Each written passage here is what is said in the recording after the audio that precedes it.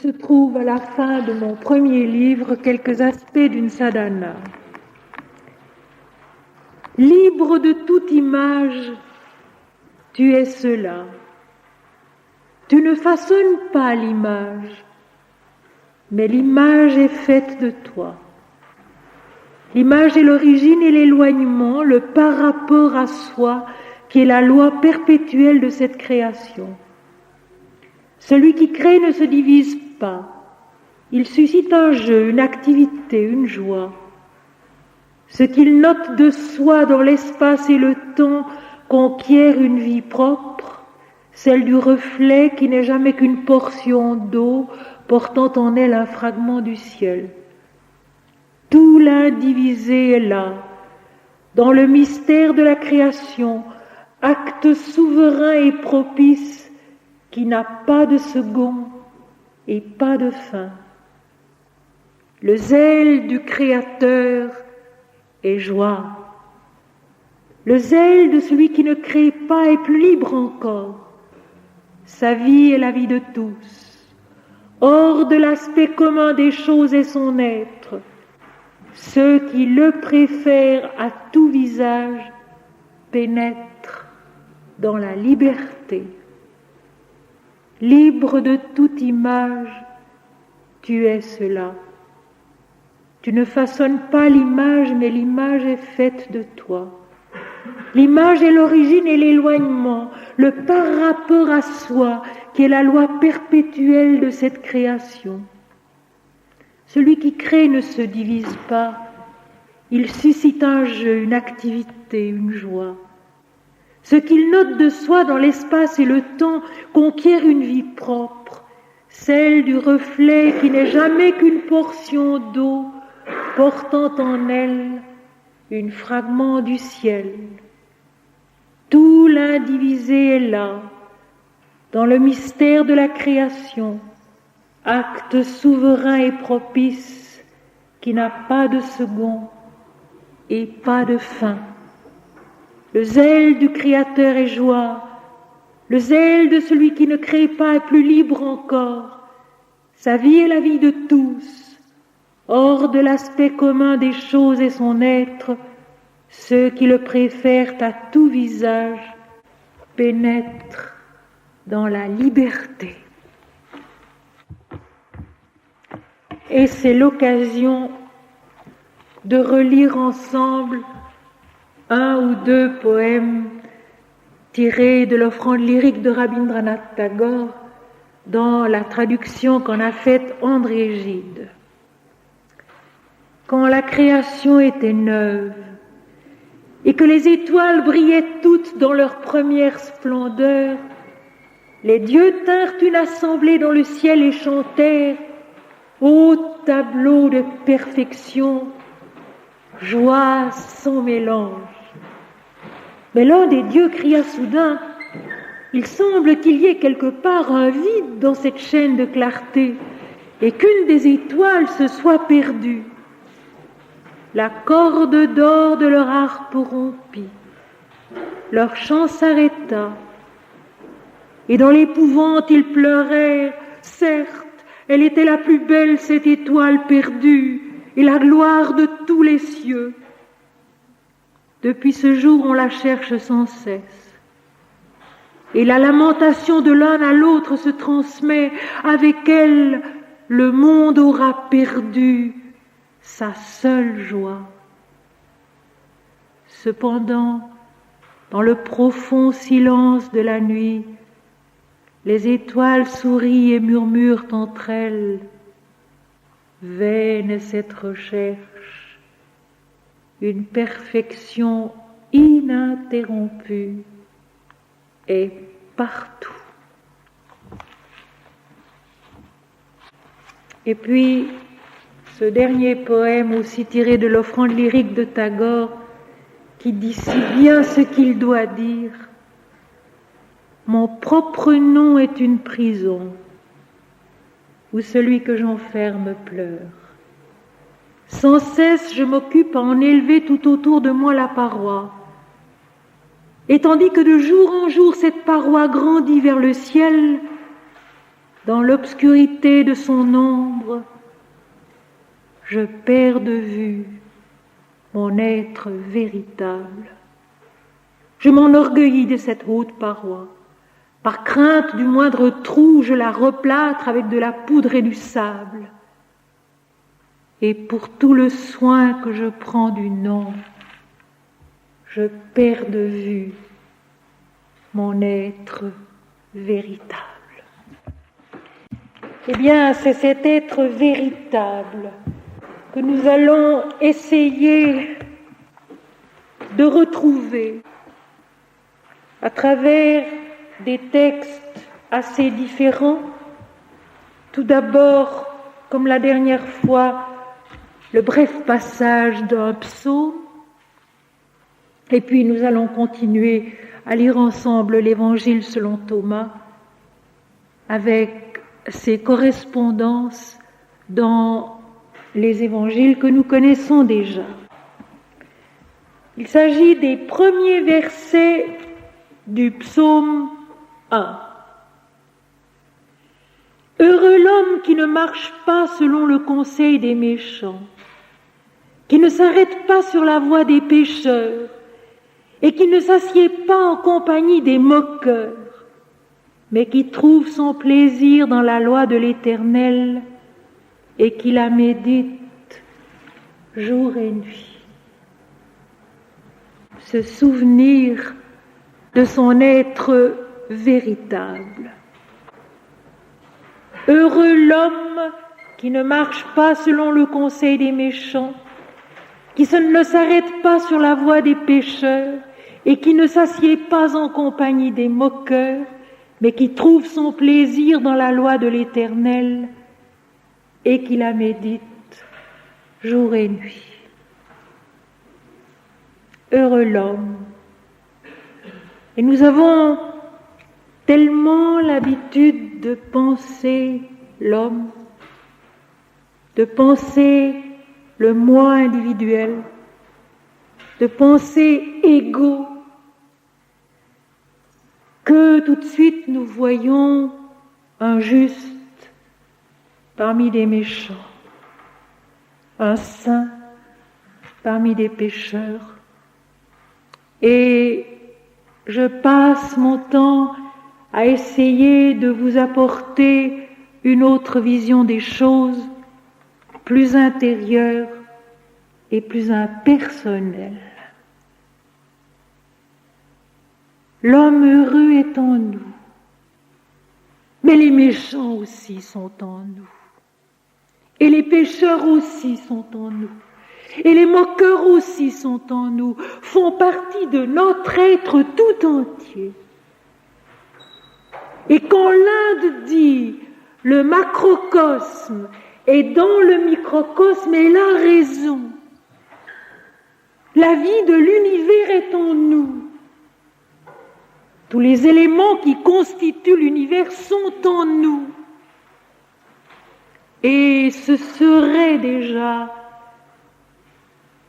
une grande délivrance, un grand apaisement que de penser cela au lieu de celui. Ce qui en moi, l'homme heureux, est en nous. Cet homme heureux qui ne marche pas selon le conseil des méchants. Et je répète ici ce que j'ai souvent dit dans cette salle déjà, que dans la Bible, la marche joue un si grand rôle. Le peuple d'Israël marche pendant 40 ans à travers le désert. Jésus marche dans la Galilée, la Judée. On marche beaucoup dans la Bible. Dans l'Apocalypse aussi, celui qui ressemblait à un fils d'homme marche au milieu de ses chandeliers. La marche, c'est-à-dire l'avance. L'avance. La progression sur un chemin. Ce chemin qui est au-dedans de nous et non pas au-dehors de nous. beaucoup plus important en nous qu'au dehors de nous. Et ne pas marcher selon le conseil des méchants. Les méchants dans la Bible sont précisément ceux qui oublient leur être véritable. Ceux qui oublient, ceux qui en nous oublient que nous sommes nés à l'image de Dieu, faits pour connaître notre origine qui est l'éternel. Eh bien, c'est vrai, mes amis, il n'y a pas besoin de pointer du doigt les méchants autour de soi, il n'y a qu'à regarder en soi-même tous les éléments de notre être et de notre vie qui ne se souviennent pas. Moi je souffre, moi j'aimerais ceci, moi j'aimerais cela, moi je regrette ceci. Les méchants, c'est ça, en nous. Cette pensée qui se rétrécit, qui s'amenuise, qui se rapetisse, de plus en plus serrée autour d'un tout petit intérêt particulier, et qui oublie que, comme le dit si merveilleusement et si simplement le bon Swami Ramdas, mort dans l'Inde en 1963, rappelez-vous que vous n'êtes pas des individus, mais vous êtes universels. Le méchant dans la Bible, c'est celui qui oublie Dieu. Et cette méchanceté se tourne d'abord contre lui, contre nous. C'est en nous ce qui se souvient trop du petit moi et trop peu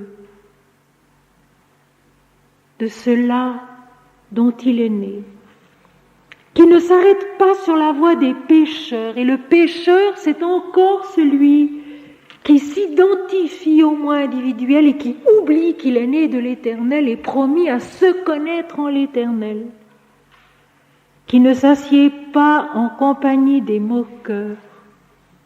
La moquerie en nous, c'est le doute. C'est le doute.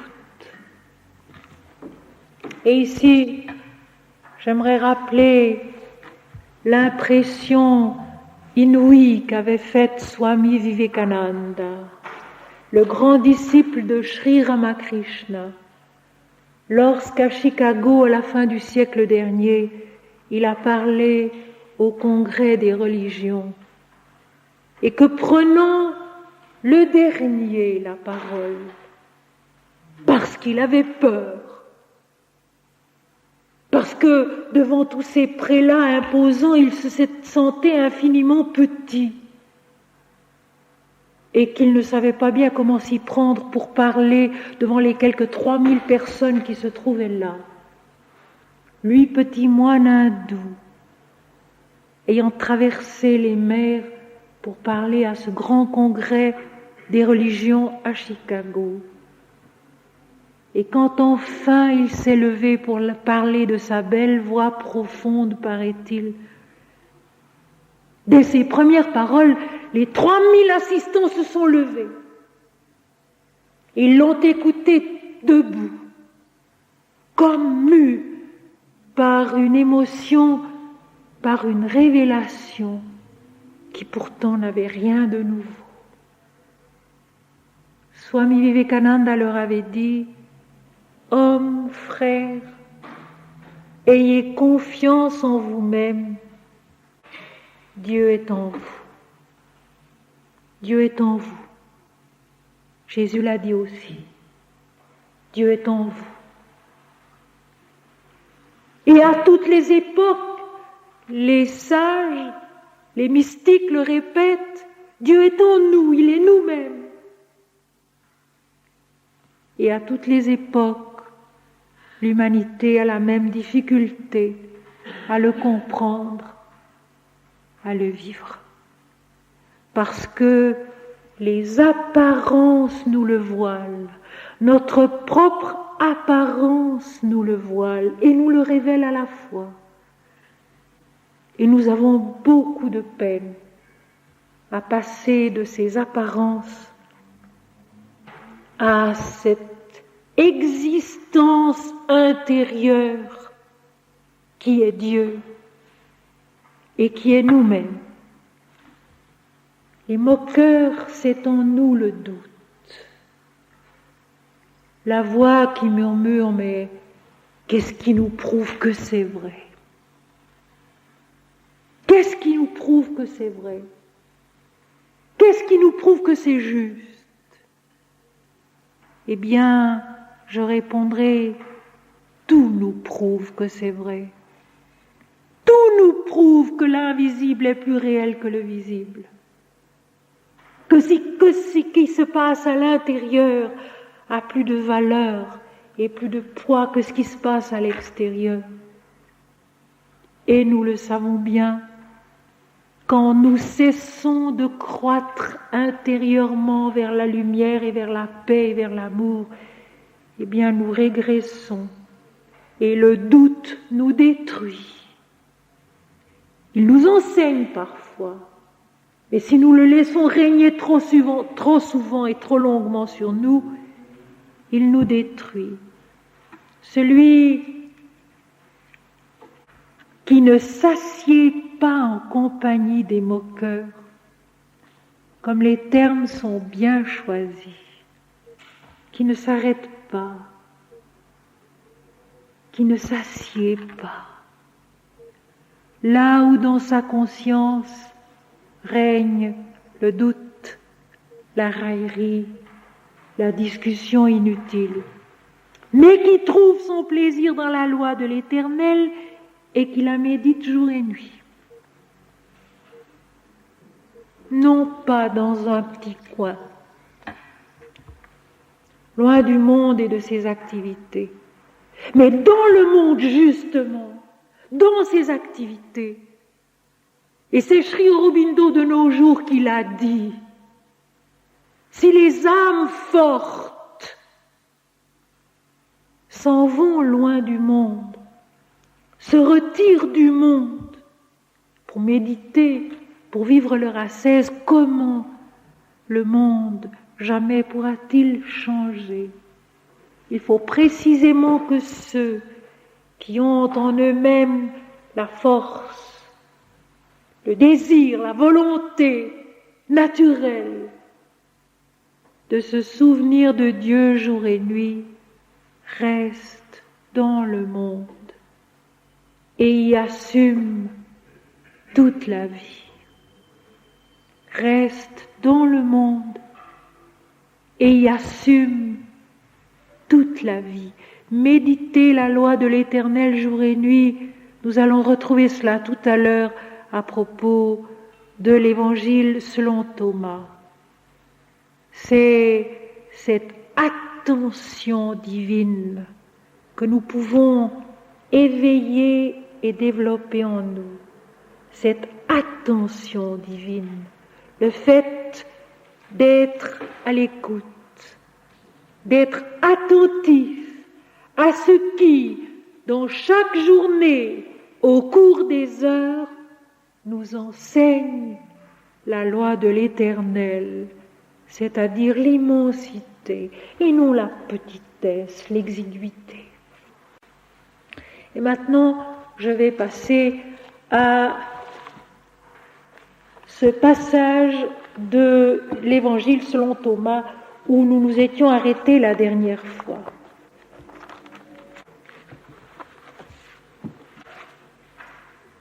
Jésus a dit, l'homme est semblable à un pêcheur avisé, qui jeta son filet à la mer et le retira de la mer plein de petits poissons.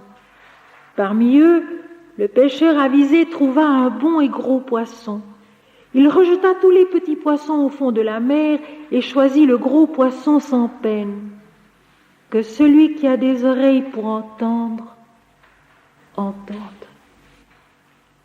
Et quand la Bible répète ces mots-là, que ce soit Jésus dans les évangiles, que ce soit la voix de l'Apocalypse, de la Révélation, que celui qui a des oreilles pour entendre, entende. Il s'agit toujours d'entendre selon l'Esprit. Comme le précise d'ailleurs l'Apocalypse, que celui qui a des oreilles pour entendre, entende ce que dit l'Esprit. Eh bien, il s'agit dans ce passage, dans cette parole, du discernement divin en nous. Du discernement divin en nous. De cette faculté spirituelle qui s'éveille et qui se développe au cours de notre vie pieuse et qui fait que nous savons choisir ce qui a de la valeur et le préserver en laissant aller, en laissant repartir ce qui en a moins. Le pêcheur qui a tiré son filet rempli de petits poissons, au milieu desquels il discerne un gros poisson qu'il garde et il jette les petits poissons à la mer. Que celui qui a des oreilles pour entendre, entende. Il y a une foule de petits poissons dans nos vies. Une foule de petits poissons que nous retenons désespérément, qui nous glissent entre les doigts et que nous ne savons pas laisser aller. Nous nous encombrons de petits soucis. Nous nous encombrons de petites difficultés.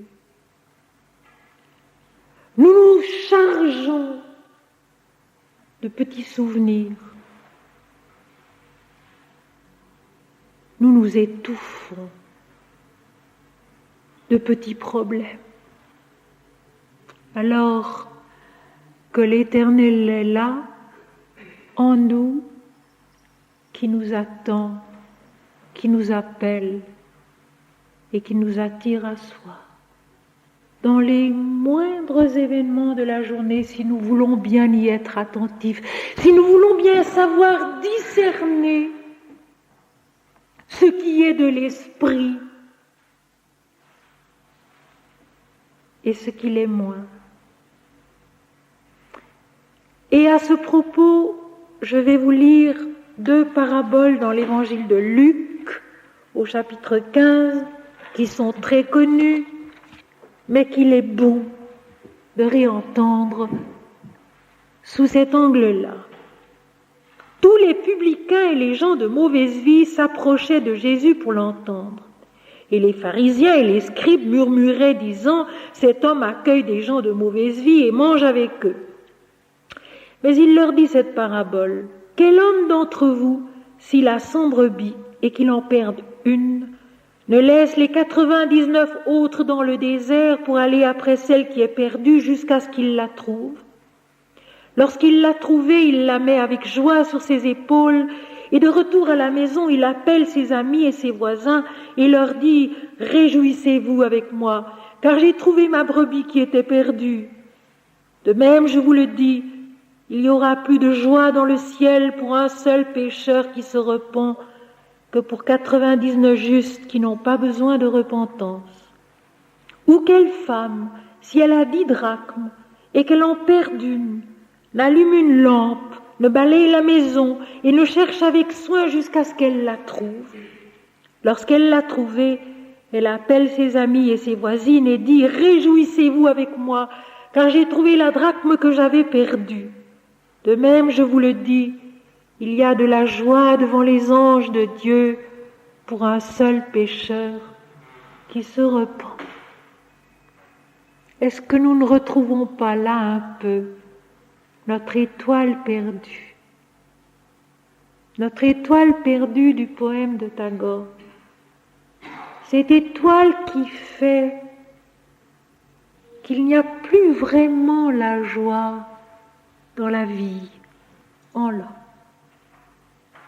Cette toute petite étoile, cette toute jeune brebis, cette modeste drachme qui ont disparu. Ce quelque chose en nous qui est perdu et que vient chercher et sauver le Seigneur. Dans le même évangile de Luc, chapitre 19, verset 10, le Seigneur dit « Je suis venu chercher et sauver ce qui était perdu. » Et ce qui est perdu, toujours, et en chacun de nous, c'est ce sens de l'esprit, jusque dans la matière, jusque dans les moindres événements de la vie, jusque dans les moindres réactions de nos pensées, de nos actes, de nos âmes. Les publicains, c'étaient les percepteurs d'impôts de l'époque. Et ils sont toujours mis avec les gens damnés. Les publicains, tous les publicains et les gens de mauvaise vie. Ce sont en nous les énergies du gain, de l'âpreté et de l'égarement du moi individuel, qui s'attribue toute chose et qui oublie qu'il est né de Dieu et promis à se connaître en Dieu. Et les pharisiens et les scribes, c'est notre mental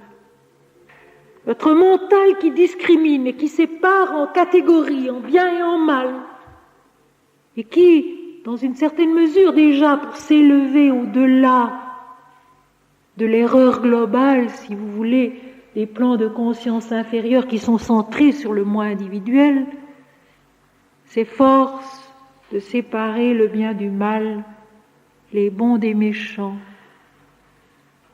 Et Jésus, mais Dieu en nous va justement chercher ces publicains et ces méchants pour leur parler et pour manger avec eux, c'est-à-dire pour se nourrir avec eux. Et cela, c'est Sri Aurobindo qui, avec une minutie extraordinaire, l'explique dans ses écrits, cette descente de la lumière spirituelle qui doit effectivement aller toucher les moindres recoins de notre être, de notre vie. L'esprit peut filer en avant, ça n'est pas difficile. La pensée, l'intelligence peut filer en avant, ça n'est pas difficile. Ce qui est beaucoup plus difficile, c'est d'entraîner avec soi tout le char. Et je pense que vous vous souvenez que le mot yoga, qui comme tous les mots sanscrits a beaucoup de sens, signifie ce qui relie, ce qui unit, mais aussi les cieux, la roue, le char, tous les éléments de la marche en avant, qui ne peuvent pas être oubliés. Une roue toute seule ne peut pas avancer sur le chemin. Il faudra bien qu'elle vienne rechercher le char à un moment donné. Notre esprit peut filer très vite si nous le laissons aller. Mais il s'égare parce qu'il n'est vrai que quand il entraîne avec lui tout le reste. Comme la roue n'est valable que lorsqu'elle porte le char avec les cieux et qu'elle entraîne tout le véhicule avec elle. Et plus j'avance, plus je suis persuadée, mes amis, que Dieu est en tout, que Dieu est tout, et que c'est dans toute la vie qu'il faut apprendre à le voir et à le vivre. sans rien exclure, sans rien condamner. Avancer avec le véhicule entier. Et puis, c'est Dieu qui cherche ce qui en nous s'est égaré. C'est Dieu qui va chercher la brebis qui est partie toute seule, qui s'est égarée dans l'individualisme. Cette pensée en nous, cet élan en nous, cette activité en nous, qui n'est centrée que sur soi seul et qui va dans son petit coin se perdre au bord d'un précipice ou dans la nuit pleine de dangers de la montagne. Et c'est cela que le Seigneur vient chercher et sauver. Et lorsqu'il l'a trouvé, lorsqu'il a réussi à rétablir le contact en nous avec cela qui précisément s'égarait, alors sa joie en nous est immense. Non pas qu'elle oublie tous les autres éléments de l'être, les 99 autres brebis, mais les 99 autres brebis ont toute leur authenticité précisément dans la joie du troupeau complet. Il y a en chacun de nous des éléments qui sont naturellement pieux, des éléments qui tout spontanément sont enclins à la prière, enclins au dévouement, enclins à une intelligence juste des choses, à l'oubli de soi. Mais il y a aussi en chacun de nous la petite brebis égarée qui, elle, s'enfuit dans son individualité. Et à cause de cela, compromet la plénitude du troupeau, la plénitude de l'accomplissement où l'être entier se connaît en Dieu. Et c'est le Seigneur, c'est l'Esprit qui vient rechercher cela en nous, qui nous accule souvent à un moment où nous ne pouvons plus lui échapper. Et cela, dans mon courrier, je le vois tous les jours. La vie a coulé, a passé, l'erreur a subsisté, et tout d'un coup, il n'est plus possible de ne pas la voir. Il n'est plus possible de ne pas la comprendre. Dieu l'a trouvée en nous. Et il nous en libère. Dieu l'a trouvée en nous. Et il nous en libère. Il n'y a qu'à le laisser faire. Et pour la drachme, qui est au fond le même récit, je souligne la fin. De même, je vous le dis, il y a de la joie devant les anges de Dieu pour un seul pécheur qui se repent. La repentance vient du mot grec métanoïa qui veut dire changer d'avis. Changer d'avis. Se souvenir de Dieu en soi. Corriger cette erreur de notre jugement, de notre discernement, qui voulait retenir tous les petits poissons du moi individuel et qui oubliait de se réjouir de la seule joie qui puisse nous combler vraiment, la joie en esprit et en vérité de notre âme. Je n'en connais pas de plus valable, je n'en connais pas de plus vrai parce que c'est aussi la plus complète. Quand notre âme est heureuse, parce qu'elle sent qu'elle a un contact avec ce qui est vrai, parce qu'avec un instinct sûr, elle sait que ce qu'elle vit à ce moment-là est authentique.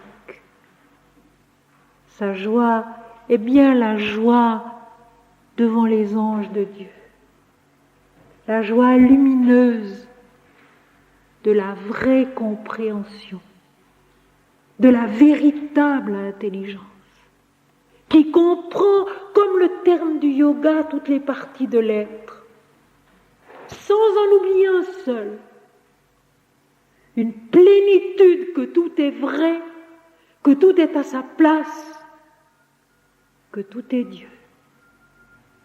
La joie devant les anges de Dieu, c'est le discernement du pécheur avisé qui rejette à la mer tous les petits poissons de l'individu et qui garde pour soi le grand poisson qui va le nourrir de la vérité, le nourrir de cette intelligence dont Jésus dit que celui qui a des oreilles pour entendre, entende.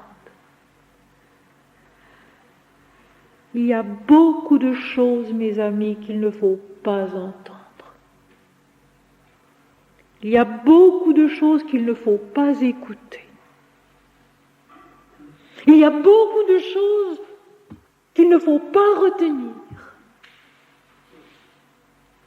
Et peu à peu, quand nous prenons cette habitude de ne pas nous charger inutilement de ce qu'on peut déposer, par exemple les rancœurs, les regrets, les pourquoi sans réponse, les déposer comme des fardeaux, comme des petits poissons qu'on rejette dans la vie, dans l'eau, pour qu'ils aillent leur chemin. Et qu'ils deviennent gros, mais de la véritable grandeur. Alors, peu à peu, il se fait en nous une intelligence, un discernement qui sait ce qui est important et ce qui ne l'est pas. Et nos journées se déchargent.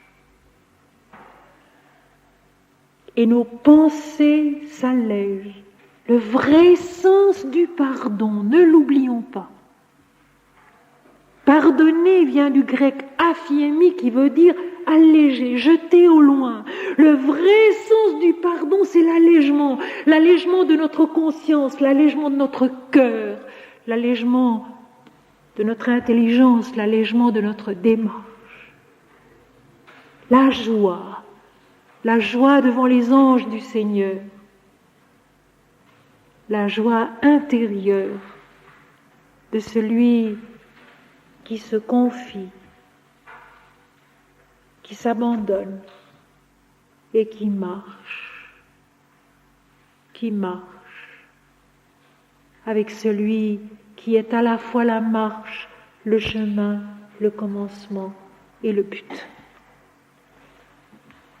Et voici maintenant dans l'évangile de Thomas la parabole du semeur extrêmement condensée que nous connaissons bien et qui, à mon avis, illustre très bien l'attention divine en nous. Cette attention dont je vous disais 2 mots au début de cette leçon. Jésus a dit, voici que le semeur sortit. Il remplit sa main de graines et les jeta. Quelques-unes, en fait, tombèrent sur le chemin. Les oiseaux vinrent et les picorèrent. D'autres tombèrent sur la rocaille et ne prirent pas racine dans la terre, ne firent lever aucun épi vers le ciel. Et d'autres tombèrent sur les buissons épineux qui étouffèrent la semence et le ver la mangea. Et d'autres tombèrent sur la bonne terre, qui produisit un bon fruit vers le ciel. Son rapport fut de 60 par mesure et de 120 par mesure. Parabole bien connue, que Jésus d'ailleurs dans les autres évangiles prend la peine d'expliquer à ses disciples, et dont le sens, au fond, est assez simple et assez clair. ces graines que le Seigneur prend dans sa main pour semer. C'est la vie de sa parole dans nos existences. Et c'est nous qui sommes, tantôt le chemin, tantôt la rocaille, tantôt les buissons, tantôt la bonne terre. Et c'est nous qui sommes tout cela à la fois. Il y a des moments dans notre existence où nous sommes réellement la bonne terre. Et où nous recevons bien la parole, où nous l'accueillons profondément et la laissons grandir en nous. Il y a d'autres moments où nous sommes le chemin, où notre intelligence passe, inattentive à ce que pourtant la vie essaye de nous faire comprendre. Elle passe, elle ne remarque rien. Que celui qui a des oreilles pour entendre, entende. Eh bien, elle a des oreilles, mais elle n'entend pas. Elle ne comprend pas. Et elle passe. Et l'occasion est manquée. Mais l'occasion revient. Parce que le Seigneur est bien, comme on décrit dans l'Inde, la mer Sarasvati. Sarasvati, dont l'emblème est la blancheur, la mère patiente qui vient et revient indéfiniment rechercher sa créature, la reprendre par la main, la reconduire sur le bon chemin. Et quand elle s'égare, elle vient la rechercher encore et toujours.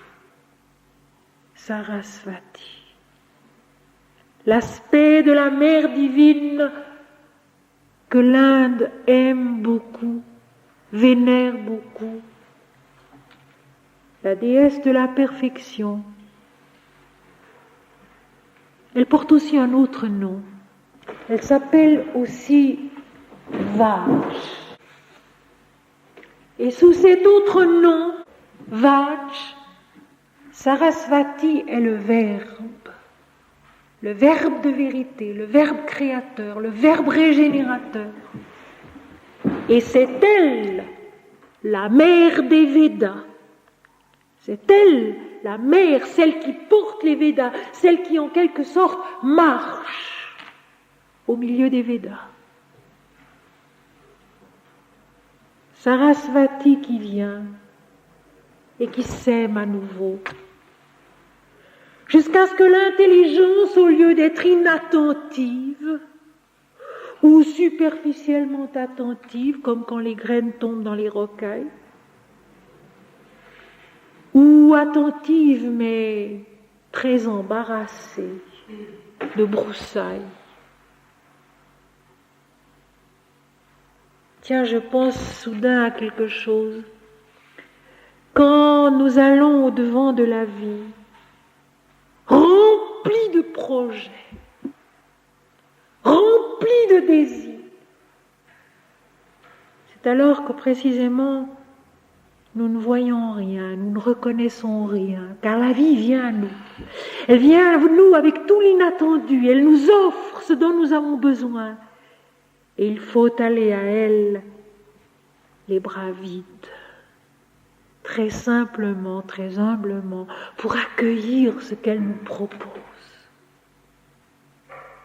Quand on a trop d'idées, trop de projets, on ne peut pas reconnaître les graines que le Seigneur sème sous nos pas chaque jour. Alors ce sont les grains qui tombent dans les rocailles, parmi les épines. Mais l'attention divine est elle-même déjà une grâce. La grâce d'un éveil intérieur, d'un sens, précisément de la parole précédente, d'un sens de ce qui est important par rapport à ce qu'il est moins. Et alors les graines tombent dans la bonne terre et produisent un bon fruit vers le ciel. Et c'est véritablement le seul évangile qui ait cette adjonction. La terre produisit du bon fruit vers le ciel. Le fruit qui monte vers la lumière, le fruit qui monte vers une intelligence plus haute, vers une attitude plus juste, vers une pensée plus vraie, vers une démarche plus sainte, plus consciente de ce que l'homme est vraiment. Son rapport fut de 60 par mesure et de 120 par mesure, l'abondance de l'esprit. Et s'il y a une notion qui est vraie, c'est bien celle-là. Ce pays de la promesse qui traverse tout l'Ancien Testament, ce pays de la promesse dont au début de la Genèse, au chapitre 8 de la Genèse, l'Éternel dit déjà à Abraham, le pays de Canaan que je te donnerai à toi et à ta postérité en possession perpétuelle. Ce pays de Canaan, ce pays de l'abondance, c'est le pays intérieur de l'abondance spirituelle et non pas un pays géographique. Aucune possession ne peut être perpétuelle quand elle est concrète. Elle passe. Et cela tout à l'heure sera dit aussi, un peu plus bas. Mais une possession perpétuelle, c'est la possession de l'esprit, cette abondance spirituelle qui fait que lorsqu'on a commencé à marcher sur le chemin qui traverse la bonne terre, où tombe le grain, où il produit des fruits qui montent vers le ciel, la floraison est pratiquement infinie. La floraison est pratiquement infinie. Chaque jour apporte ses ressources. Chaque jour apporte ses lumières. Chaque instant apporte sa joie ou sa difficulté, mais tout est une occasion de grandir en Dieu. Et c'est ça la délivrance. C'est ça le pays de la possession perpétuelle, de la révélation. C'est que, agréable ou désagréable, tout est une occasion de grandir en Dieu. La peine n'est qu'une occasion de se dépasser soi-même, de s'offrir plus haut et mieux et plus totalement. La joie est une occasion de s'épanouir dans l'esprit. Et c'est vrai que la richesse de l'esprit est inépuisable. Le pays de Canaan où coule en abondance le lait et le miel, le pays de la révélation de la vérité. Et quand on enlève à ces mots toute individualité, toute restriction géographique ou historique, ils ont un poids immense et merveilleux. Le pays de la révélation de la vérité. Ce pays que l'Éternel nous promet et qui est en nous. Le pays de la révélation de la vérité. Ce pays que l'Éternel nous promet et qui est en nous. Et vous savez, la comparaison avec le pays, elle n'a rien de forcé. Elle est très très juste et très vraie. Car c'est un pays que notre découverte intérieure.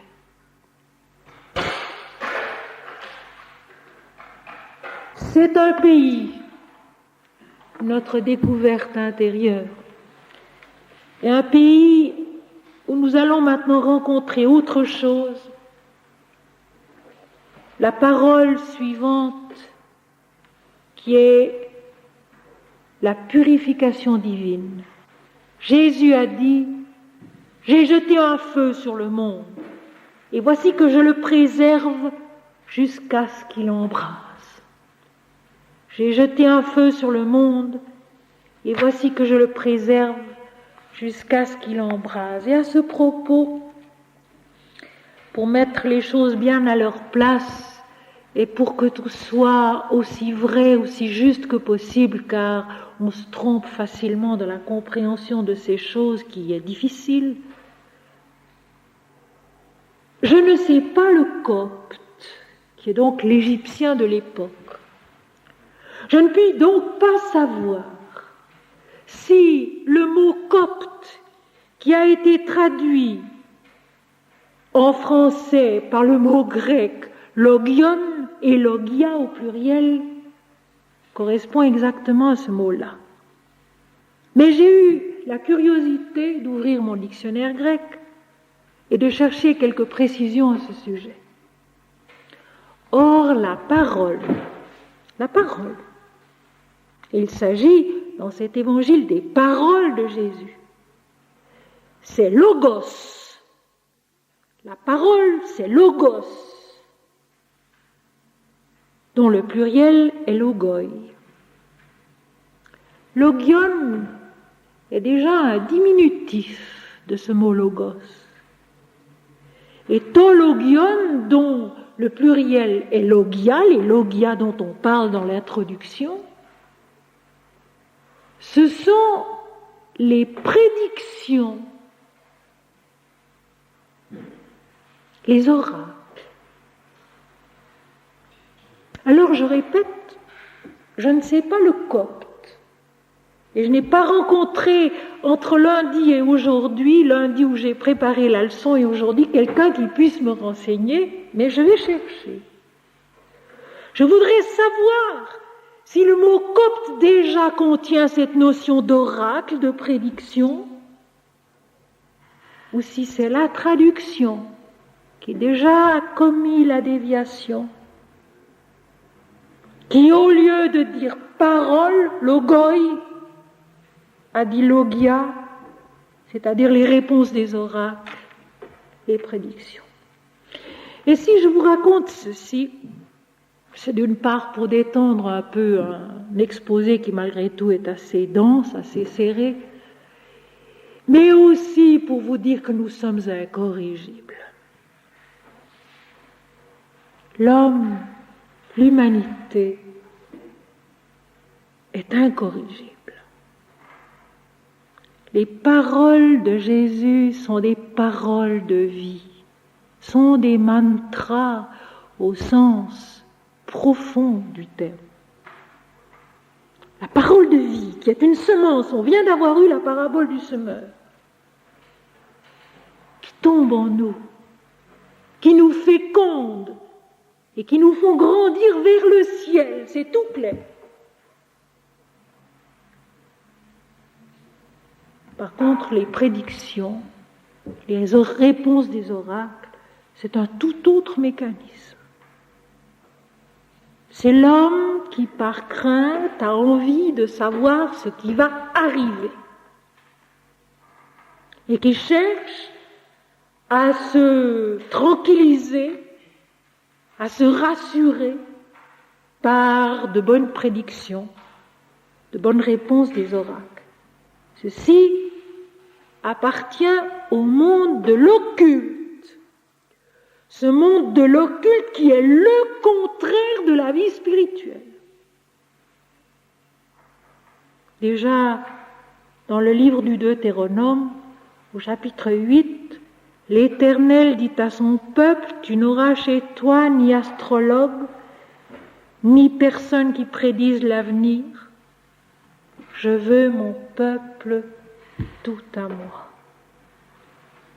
L'Éternel veut son humanité tout à lui, c'est-à-dire marchant sur le chemin de la vérité et de la recherche de la vérité. Écoutons les prophètes qui ne sont pas ceux qui prédisent l'avenir, pas du tout, mais qui parlent au nom de l'Éternel, car prophémie en grec veut dire parler devant ou pour, et notamment parler pour les dieux, pour Dieu.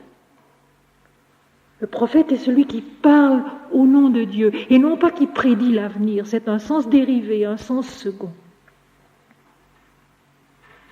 Alors, si j'insiste ici, c'est qu'il est tellement important de ne pas confondre les deux. La parole de vérité qui est vie en nous, vie de révélation et de vérité. Et les prédictions des oracles qui sont précisément le chemin de l'erreur, le chemin de la peur, du moins individuelle, qui voudrait se rassurer en sachant ce qui va arriver. Or, on ne le sait jamais, parce que ce qui arrive est toujours différent de ce qu'on attend. Et quand on est soi-disant averti, on prend ses dispositions et on empêche précisément la vie de se faire, de se révéler, de se donner à nous avec toute sa vérité, avec tout son enseignement qui est merveilleux à chaque pas. Logoi donc plutôt que logia. Parole de Jésus et non pas prédiction de Jésus, car Jésus ne prédit rien. Quand on dit dans l'Inde que tout ce que disent les grands sages s'accomplit, ça ne veut pas dire que les sages voient dans l'avenir et savent ce qui va arriver. Cela veut dire que les sages vivent dans le vrai et disent ce qui est vrai. Et parce qu'ils disent ce qui est vrai, cela s'accomplit. C'est comme l'accomplissement des Écritures, afin que les Écritures s'accomplissent. Les Écritures n'annoncent pas, les Écritures disent ce qui est vrai. Ce qui est vrai toujours, et qui doit être entendu selon la vérité, selon la liberté de l'esprit. Car l'esprit est totalement libre, il souffle où il veut. Il crée, il fait, il suscite, il produit du fruit qui monte vers le ciel, sans que rien ne le retienne jamais. Et ceci est dit dans l'évangile de Jean au chapitre 3. L'esprit souffle où il veut, et tu en entends le bruit, mais tu ne sais ni d'où il vient ni où il va. Il en est ainsi de l'homme qui est né à nouveau. Il est libre. Il est dans cette vie de plénitude de l'esprit qui peut tout, qui est tout, et qui en nous révèle la vérité. Jésus dit, j'ai jeté un feu sur le monde, et voici que je le préserve jusqu'à ce qu'il embrase. C'est la même chose que quand Jésus, dans les évangiles que nous connaissons, répète « Mon heure n'est pas encore venue. Mon heure n'est pas encore venue. » Et puis à un moment donné, il dit « Mon heure est venue. Seigneur, l'heure est venue. » Son heure vient en nous. Son heure vient en nous. Et il ne sert à rien de nous impatienter, de gémir et de nous lamenter. Tant que son heure n'est pas venue en nous, il préserve le feu. Pour qu'à un moment donné, quand il sera l'heure, qu'il puisse embraser. Et à ce propos, j'aimerais vous rappeler une petite histoire que j'ai aussi déjà racontée ici. C'est celle de ce naturaliste qui se trouvait un jour en Grèce, auprès d'un champ de vers à soie, et qui a observé un cocon en plein travail, le moment où le papillon allait sortir. Et il a été impressionné par le travail énorme de ce petit insecte qui devait sortir de sa chrysalide. Et délicatement, il a voulu aider le papillon. Avec des brindilles, il a écarté le cocon pour que le papillon sorte plus facilement. Et en effet, le papillon est sorti plus facilement, il est sorti plus vite, mais il est mort à peine né. Et comme le naturaliste en question était un homme délicat, au cœur fin, il en a éprouvé une grande peine. Il a compris qu'il était intervenu dans la précision du travail de la vie. Cette précision admirable du travail de la vie, qui fait que les choses viennent à leur heure et selon leur rythme, auquel nous n'avons pas à toucher. Et si cela est vrai dans la vie de la nature, cela est vrai bien plus encore dans la vie de l'esprit.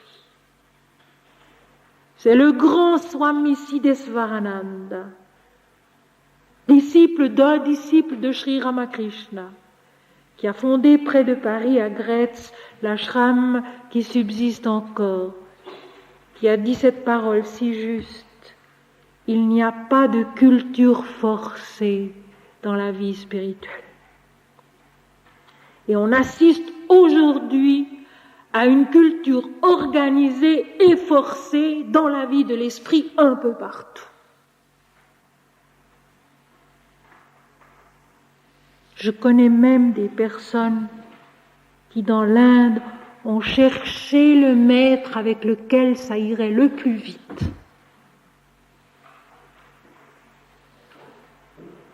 Et qui sont devenus fous. On assiste aujourd'hui à un intérêt spirituel réel et forcément à sa déformation, ce qui vient toujours en même temps. Il y a une poussée en avant et il y a les erreurs avec cette poussée. Aller plus vite. Plus vite que quoi? Plus vite que quoi? La vie est l'éternité. L'éternité, c'est nous-mêmes. La résurrection, c'est de concevoir l'éternité en nous-mêmes. Et à ce moment-là, le temps n'existe vraiment plus. Et le temps qu'il a fallu pour y arriver non plus. Il n'y a pas de plus ou moins vite. Il y a ce qui est juste, ce qui est vrai, et ce qui est faux, ce qui est ambitieux, ce qui est égoïste. Et vouloir aller vite, c'est égoïste. Laissez faire l'Éternel en nous. C'est ça qui est juste, c'est ça qui est vrai. Voici, dit Jésus, j'ai jeté un feu sur le monde, et voici que je le préserve, afin qu'il embrase. Parce que quand il est l'heure, réellement il embrase. Et c'est la conscience tout entière, et c'est l'homme tout entier, et l'humanité avec lui, qui sont embrasés d'une lumière qui n'a ni commencement ni fin, qui est tout. Qui est sans faille, l'océan de lait étincelant, indifférencié, dont parlent les sages de l'Inde et dont parle aussi l'Apocalypse. la mer de verre qui s'étend devant le trône de Dieu et qui est transparente comme du cristal. Quand il est l'heure selon l'Esprit, quand il est l'heure selon Dieu, la lumière vient et elle est vraie. Et je répète une chose que j'ai dite souvent aussi, c'est qu'il y a précisément illumination à tous les niveaux de l'être, à tous les niveaux de la conscience. Et pas seulement, comme on le croit souvent, tout en haut, ce fameux samadhi spécial qu'on appelle en sanskrit le nirvikalpa samadhi, c'est-à-dire l'extase indifférenciée, où tout est lumière, où tout est Dieu. Mais nous avons tous, dans nos vies, l'occasion de ces moments où de notre être entier, nous adhérons à quelque chose de profond et de vrai, qui nous bouleverse tout entier, qui nous enfante à une compréhension plus vaste et plus complète de la vie et de soi-même et de Dieu. Si nous voulons bien y être attentifs, il y a dans chacune de nos vies des moments de grâce, pour employer le terme tout simple, où d'une manière certaine, simple et totalement vraie, nous savons que Dieu est et qu'il vit en nous. Cela est beaucoup plus fréquent qu'on ne le pense, si on veut bien y être attentif. De ces moments de grâce, de ces moments où soudain il n'y a plus de limite en nous-mêmes, où il n'y a plus d'obstacle en nous-mêmes, où de tout notre être nous éprouvons que quelque chose est vrai, que quelque chose est beau, et que nous sommes dans la lumière. Une lumière que nous ne voyons pas forcément, mais qui est là, qui nous nourrit, qui nous transforme. J'ai jeté un feu sur le monde, et voici que je le préserve, jusqu'à ce qu'il embrase, jusqu'à ce qu'il soit l'heure. Je l'ai souvent dit, quand on aime vraiment, le temps n'est jamais long. Quand on aime vraiment Dieu, son éternité déjà est palpable en nous, et le temps du chemin n'est pas long, parce qu'il est jalonné de moments merveilleux.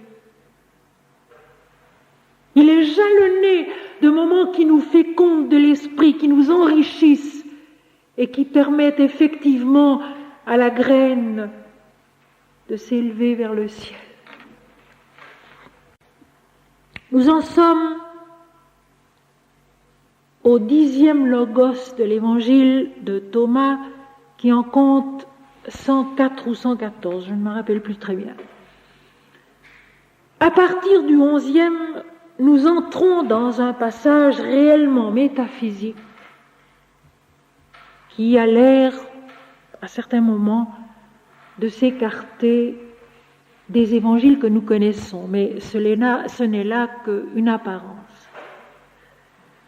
Je crois pouvoir affirmer qu'il est bien difficile de comprendre ces paroles suivantes de Jésus à partir de la 11e sans avoir passé par la sagesse de l'Inde, par la pensée de l'Inde.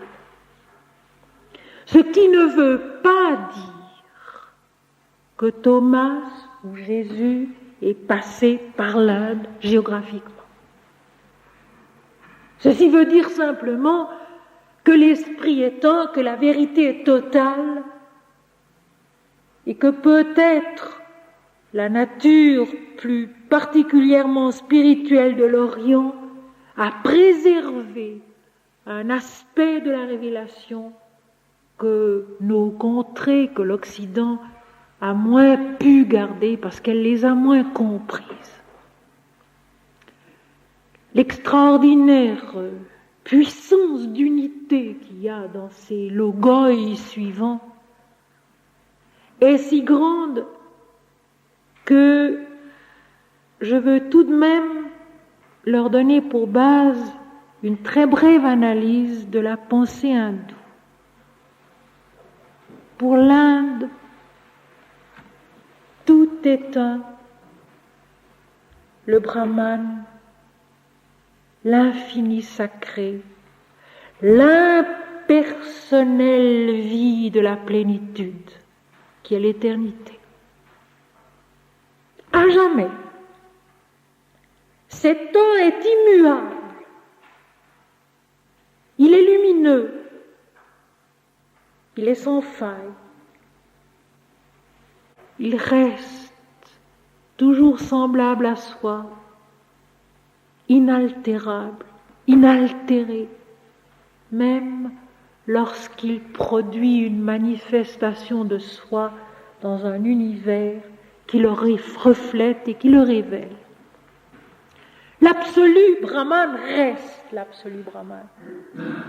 Il est un, il est indivisible, il est à la fois et inséparablement l'être, la connaissance et la béatitude, Satchidananda. Les fameux trois termes de l'extase suprême et de la réalité suprême, Sat, l'être, Chid, la connaissance, et Ananda, la béatitude.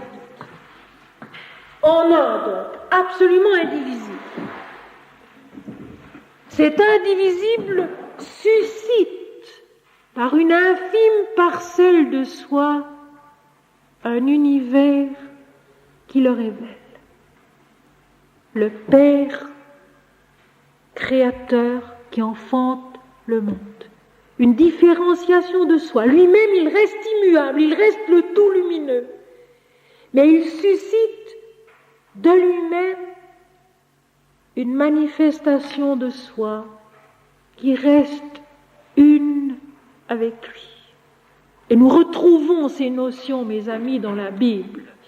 L'Éternel qui crée par le Verbe, que la lumière soit et la lumière fut, et l'Éternel qui établit son alliance avec son peuple, l'éternité, l'immuable, qui reste un avec sa création, avec son humanité, pour les conduire dans cette marche dont il est le centre, vers le but du voyage, qui est le retour à la plénitude de l'unité.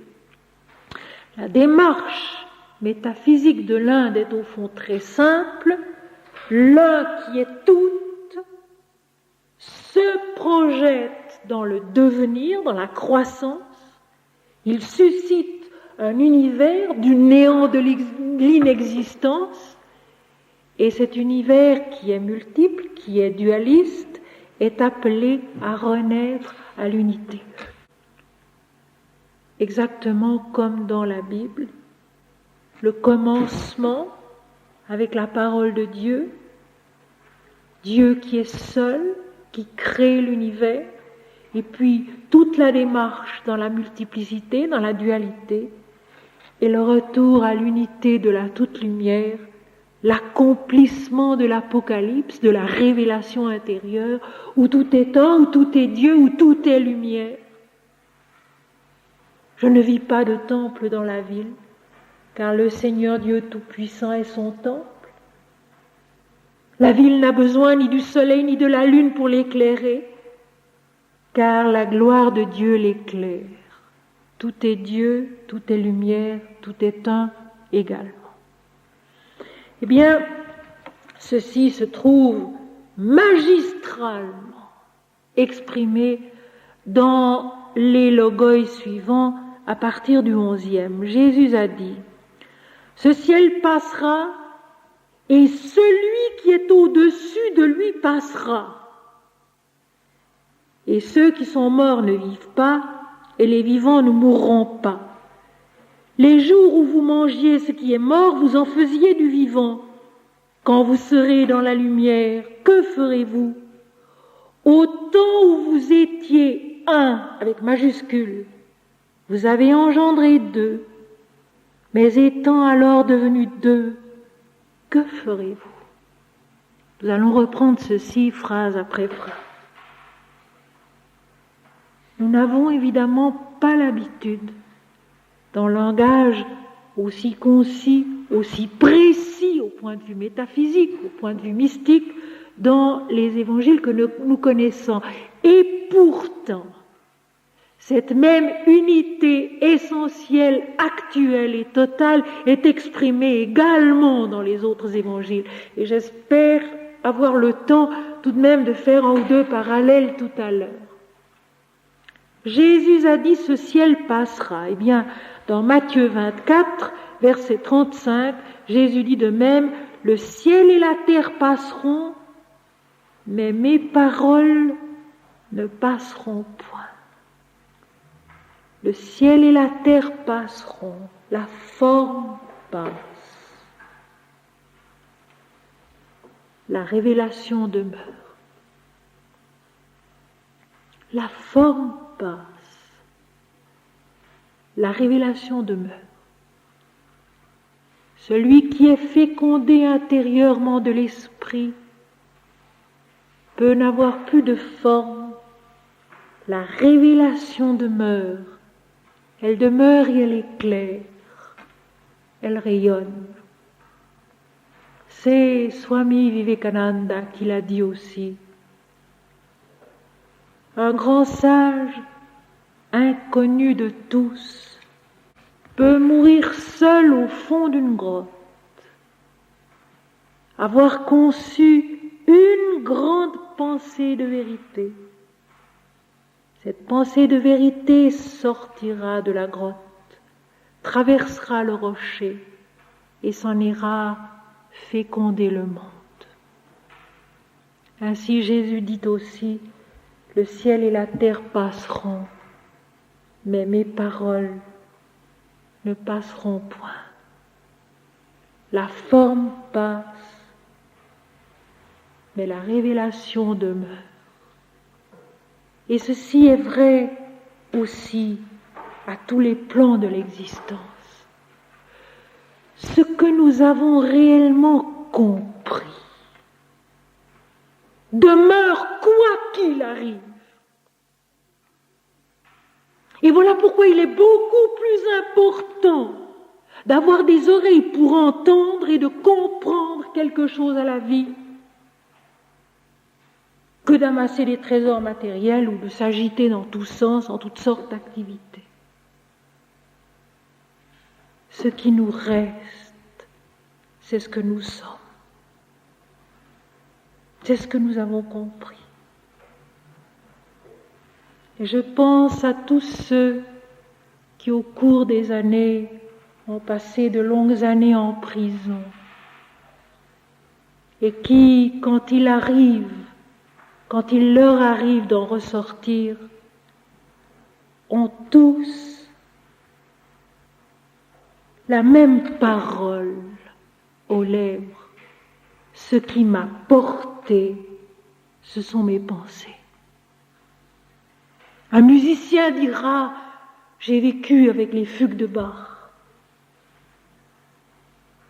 Un poète, et il y en a eu un pendant la dernière guerre, qui sans papier, sans crayon, dans un cachot où il ne pouvait même pas se tenir debout, et où il est resté, je crois, 3 ans, à composer des sonnets dans son esprit, et les a écrits quand il est sorti de prison. Ce qui reste, c'est ce que nous avons compris. C'est ce que nous avons vécu intérieurement. C'est ce que nous avons pensé avec vérité. Le ciel et la terre passeront, mais mes paroles ne passeront point. Et les paroles de vérité sont partout, elles sont en nous. Il n'y a pas de limite aux paroles de vérité, elles sont en nous. Elles sont le Verbe créateur lui-même, sa puissance révélatrice, sa puissance active et créatrice qui nous féconde et qui nous fait grandir. Et maintenant ceci, et celui qui est au-dessus de lui passera. Le ciel passera, et celui qui est au-dessus de lui passera. Pour une pensée hindoue, c'est sans aucun problème cette phrase-là. Mais pour nous aussi, c'est un problème. Le Dieu personnel, le Dieu créateur, lui aussi passe. La vérité immuable, impersonnelle, est au-delà. Et c'est là le sens profond du matin de Pâques, quand le tombeau est vide et qu'il n'y a plus personne à adorer. Plus personne, plus d'image, plus de forme, mais seulement cela que nous avons compris, que nous avons vécu. Et Jésus qui dit à Marie de Magdala qui s'élance, ne me touche pas. Ne me touche pas. L'intelligence humaine qui ne doit pas toucher à la révélation car elle la déforme. Et ceci, nous devons nous le répéter chaque jour. Nous touchons, nous expliquons, nous ramenons à nos dimensions, nous déformons.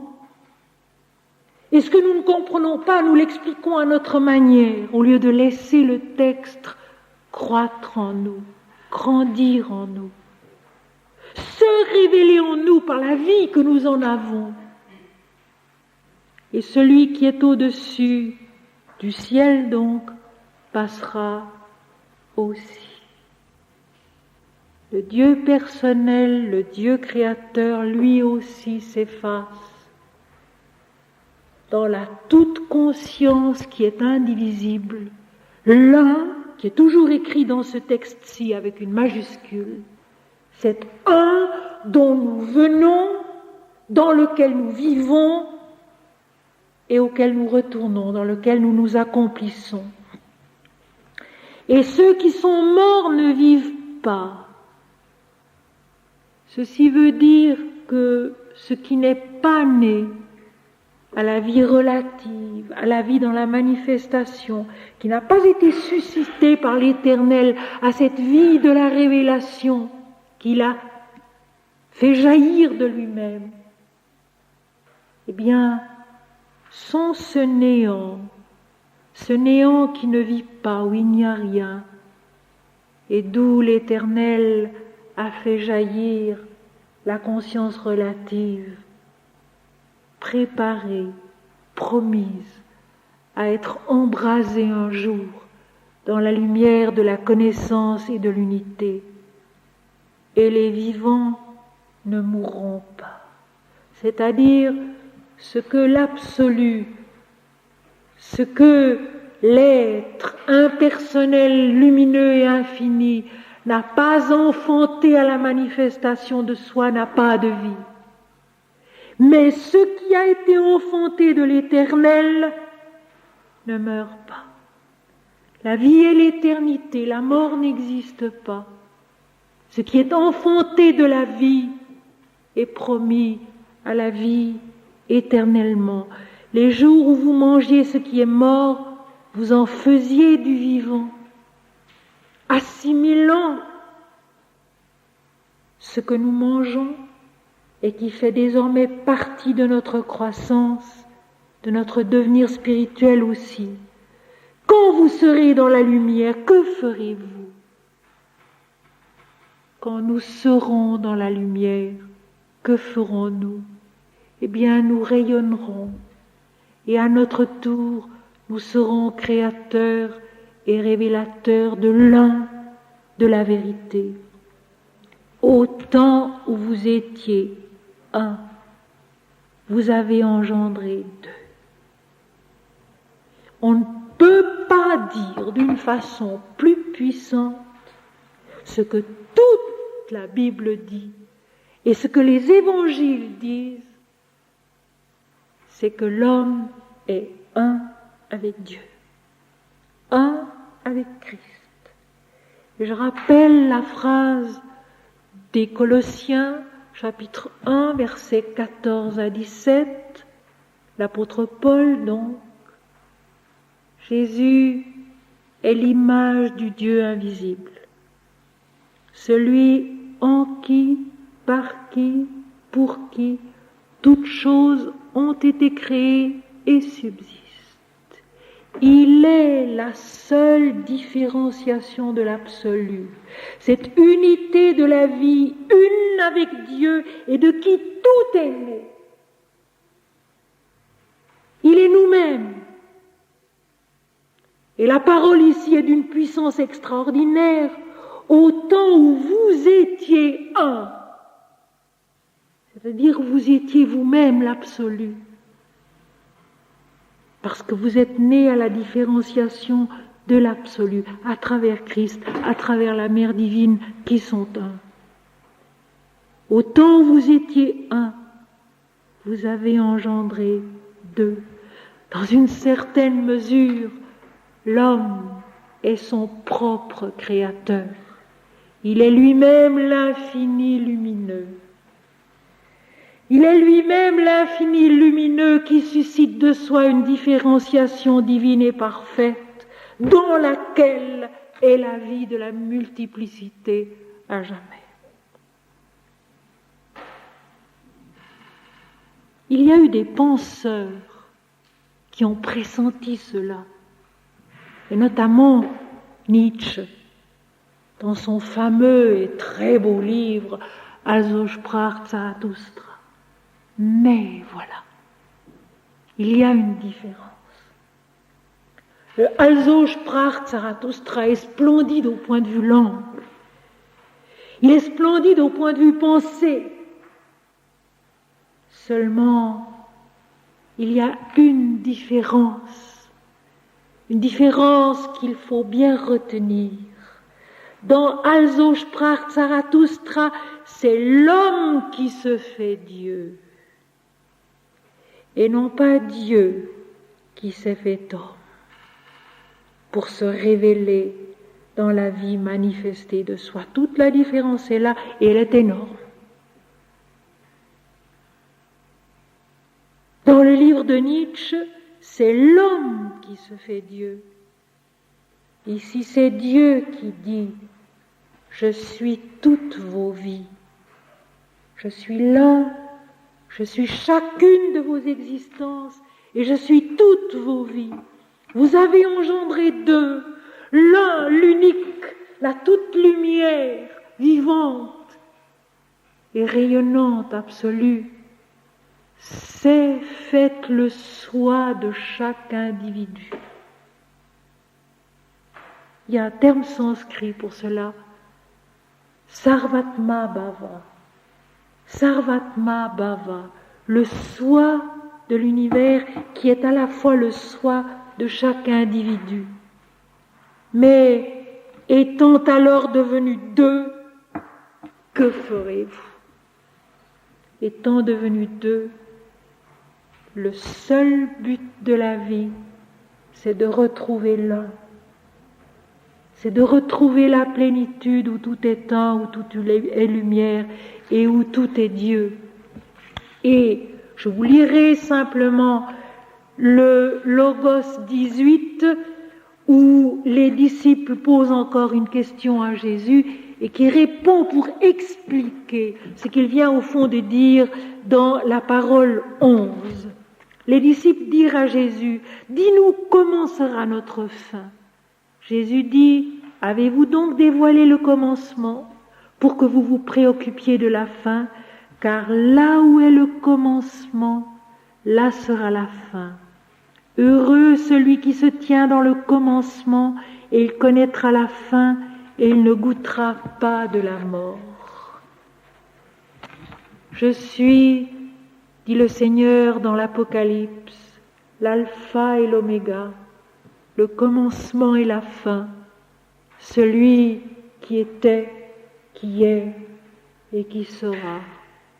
Le commencement de la création de Dieu et l'amen, l'accomplissement. Avez-vous donc dévoilé le commencement pour que vous vous préoccupiez de la fin, car là où est le commencement, là aussi sera la fin.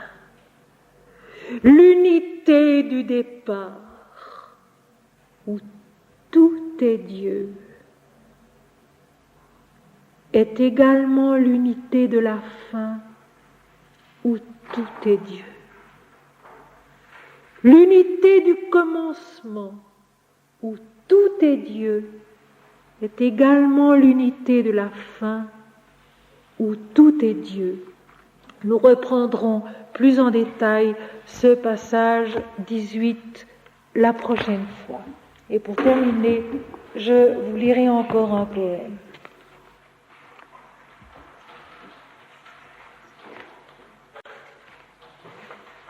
Ferme les yeux et que ton regard soit l'infini lumineux. Brise ton cœur et que ta vie soit la béatitude. Fais taire la sagesse, car elle est encore trop éloignée de lui. Immobile, ô Fils divin, demeure en cela qui est tout. Le va-et-vient de tes poumons s'est arrêté, tu ne respires plus, tu es l'existence parfaite. Harmonieuse est la voix du silence immaculé qui est Dieu. Il n'y a pas de fin, il n'est pas de retour. Tu es cela qui ne respire plus, cela qui ne recherche point, cela que rien jamais ne trouble. Tu es cela infiniment. Comment dire cela ? Et cependant, tu sais très bien que cela est plus vrai que les mondes, plus vrai que les réseaux habiles de tes phrases, plus vrai que l'étreinte de l'amour et que l'immobilité de la mort. Tu ne remues plus et tu es. Ce n'est pas une extase ni une absence. Tu es, et cela suffit pour apaiser toutes les nostalgies des millénaires. Tu es. La lumière qui t'envahit, l'amour qui rayonne de toi, la béatitude qui te pénètre, la vérité qui ne se renie jamais. Tu es, cela tu es, telle une flamme du grand feu où tout est consommé. Ferme les yeux et que ton regard soit l'infini lumineux. Brise ton cœur et que ta vie soit la béatitude. Fais taire la sagesse, car elle est encore trop éloignée de lui. Immobile, ô Fils divin, demeure en celui qui est tout.